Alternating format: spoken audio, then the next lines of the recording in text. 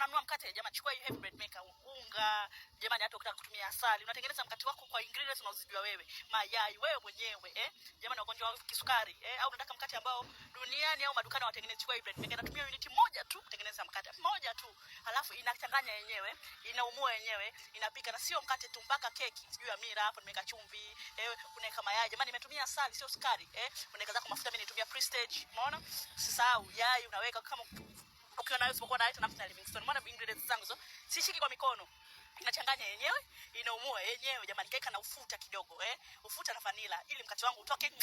angalia inachanganya yenyewe, ushiki kwa mikono, inaumua yenyewe, inakanda yenyewe. Kwa hiyo moja tu jamani, hizo 2200 hivyo kwa mwaka ni shilingi ngapi? Laki 6 wakati iko kwenye Black December offer, inaumua yenyewe, angalia mkate uvomuka huo, sio mkate tu, ina program 17 za kupika vyakula mbalimbali. Maana mkate wangu